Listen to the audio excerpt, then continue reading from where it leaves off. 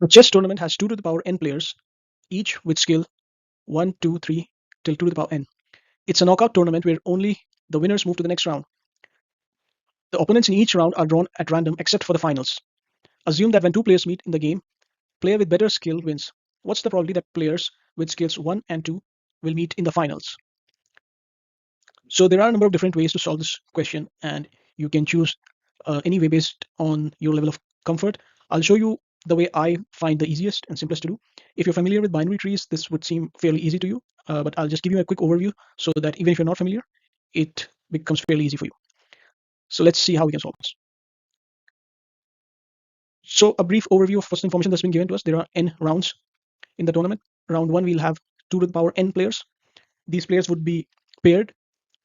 So in each match, there will be one winner and there will be one loser. And since it's a knockout tournament, the loser would be eliminated and the winner would move on to the next round, which means from each pair, one player would move to the next round and the other one would be eliminated, which means half of these 2 to the power n players would be eliminated and the other half would move to the next round. So half of 2 to the n is 2 to the n minus 1. So 2 to the n minus 1 winners would move to the next round, which is round 2. We'll have 2 to the power n minus 1 players. These players would play again, and half of them would be the winners, would move on to the next round. The remaining would be eliminated, and so on. So you'll see at every stage, the number of players would get halved. And finally, we'll have 2 players in the final, and one of them would be the winner. So let's visualize this problem once. So often in questions, when you're given a variable such as n, which is the number of players, the number of balls, the number of boxes, it's often easier to assign a value and see how the pattern plays out. So in this question, let's assume n equals to 2, which means we have 2 to the power n players, which is 4. We'll represent these 4 players with these 4 circles. We assign them their numbers representing the scales, which is 1, 2, 3, and 4. So these numbers represent the scales. And let's assume that the pairing would be in the same order as they are shown here. So this player gets paired with this player, player 2. They play together and the winner comes here. This player gets paired with this player and the winner comes here. Now, it's mentioned that player with better skills always wins. So when player 1 and 2 will play, the winner would be 1. When player 3 and 4 would play, the winner would be 3.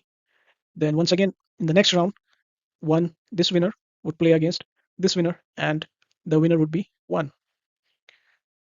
Now, if you're familiar with this structure, this is what a binary tree looks like. This is called the root node. These are the leaf nodes at the bottom. Each node, which is not a leaf node, which is here or here, has got 2 nodes below it. These are called the child nodes, and the node above it are called the parent nodes. Now let's see how that information helps us solve this.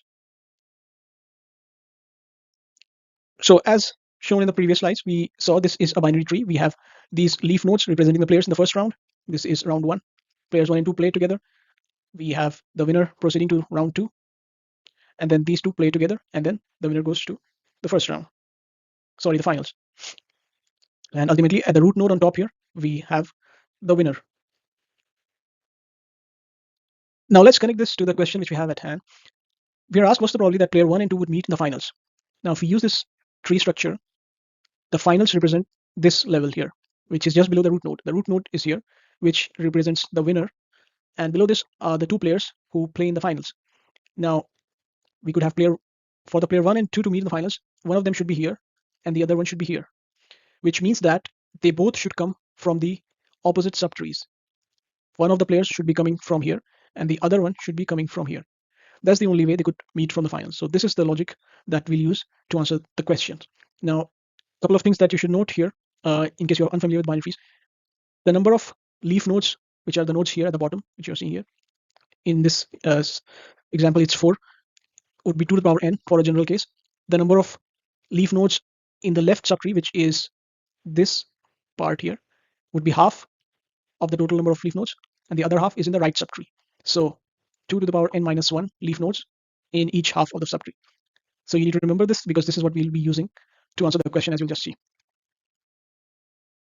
So as we just discussed, when a player wins a match, they move up to the parent node. For player 1 and 2 to meet in the final, which is the root node, actually just below the root node would be the winner. They must be the two children of the root node. As we just saw, the root node is on top. We have two here, and player 1 and 2 should meet here, which means they should be coming from the two left and right subtrees. Which means player 1 must win all matches in the left subtree. Player 2 must win all the matches in the right subtree, or vice versa.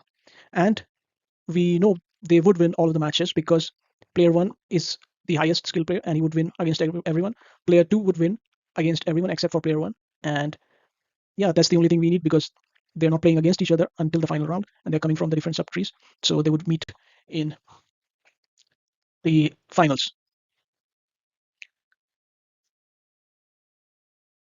So we have the left subtree, which would contain 2 to the power n minus 1 leaves. Right subtree also contains 2 to the power n minus 1 minus 1 leaves, as we just saw. Player 1 would be from any leaf node from the left subtree, and player 2 would be in the other half, which is the opposite subtree. So let's take the player 1.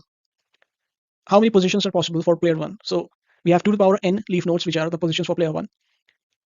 He can take 2 to the power n positions in total. Total positions for player 2.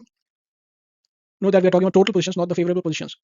So player 2 can take any of the 2 to the power n positions except for the one which has already been taken by player 1. So we remove 1 to the power n minus 1, one which has already been taken by the player 1.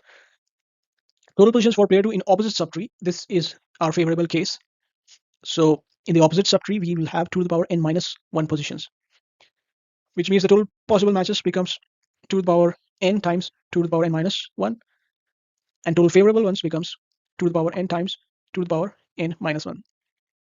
This is the exponent, and this minus 1 is not.